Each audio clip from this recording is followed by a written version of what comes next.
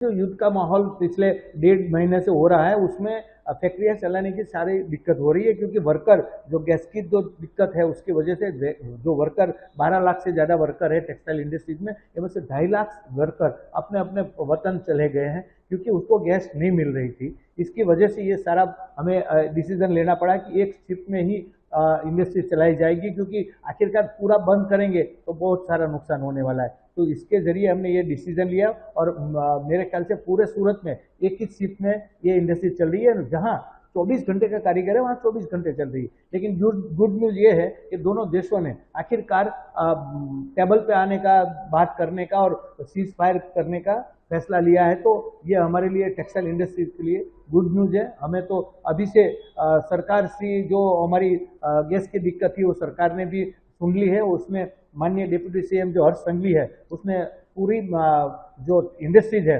दक्षिण गुजरात की उसको बुलाया था और उसके साथ जो भी प्रश्न है, जो प्रॉब्लम है उसको सॉल्व करने का सीधा सीधा आदेश दिया था। उसमें सभी अधिकारियों के साथ हमारी बातचीत हुई है और हमने जो लिस्टिंग की है, कितने लोगों को, कितनी फैक्ट्रियों को गैस की प्रॉब्लम है, वो सभी का लिस्ट करके हमने 3000 बोतल का लिस्ट दे दिया है और उसमें से करीबन 1000 बोतल तो डिस्ट्रीब्यूट हो गया है। सबसे बड़ी बात यह है कि फैक्ट्री तक ये गैस एजेंसियां अपने अपने जो बोतलें हैं 5 किलो वाली वो पहुंचा रही है। सबसे बड़ी बात ये है। और दूसरा, अभी माहौल शांत होने वाला है तो ये स्टेबल हो रहा है, तो फिर हम जो वतन चले गए उसको भी ये फगवा की तरफ से हम आह्वान करते हैं कि सभी कारीगर वापस आ जाए। अभी कोई ऐसा कोई प्रॉब्लम नहीं, पेट्रोल भी मिलता है, डीजल भी मिलता है और गैस भी मिलता है। तो मेरे ख्याल से सबको वापस आ जाना चाहिए। और जहाँ दूर दराज से है जो लोग, वहाँ उसके बाद परिवहन की व्यवस्था नहीं है, वो व्यवस्था हम इंडस्ट्रीज की तरफ से हो जाएगी। हमने इंडस्ट्रीज वाले को, उद्योगकारों को, सबको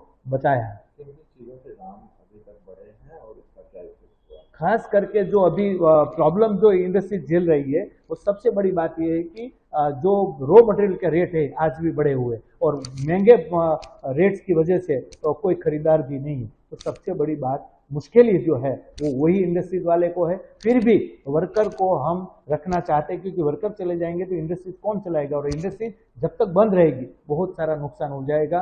तो ये जो कैसे भी करके युद्ध खत्म हो और पूरी इंडस्ट्री 24 घंटा चले, यही हमारा प्रयास रहेगा। अभी कितने दिनों तक एक शिफ्ट में चलाने की उम्मीद है?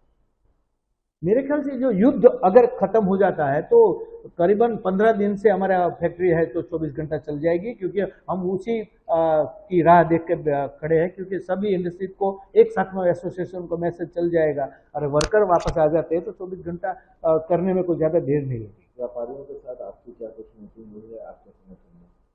हाँ, सभी व्यापारियों के साथ हमारी क्या डे बाय डे हमारी व्हाट्सएप चैट पे बात होती रहती है और जब भी जरूरत पड़ती है तो पूरी इंडस्ट्री हमारे साथ जुड़ी रहती है और पूरी इंडस्ट्री वही आदेश का पालन करती है, क्योंकि एकजुट बन के हम जो भी डिसीजन लेते हैं सभी को साथ में लेके चलते हैं। सरकार ने जो राहत दी है, जो आपकी बातों को सुना, उससे कितनी बड़ी राहत मिली?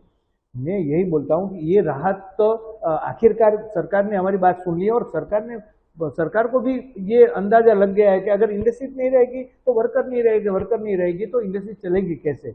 तो सरकार ने जो भी प्रॉब्लम था वो सुनने का प्रयास किया, वो सबसे बड़ी बात है। वरना ये क्या है कि अगर सरकार ये प्रयास नहीं करती तो ये दिक्कत तो बढ़ती रहती, क्योंकि निचले लेवल पे जो बात होती है ऊपर तक नहीं जाती है, लेकिन ऊपर से बात नीचे तक जरूर जाती है। अब से डीडी फ्री डिश की चैनल नंबर 57 पर देखिए न्यूज नेशन।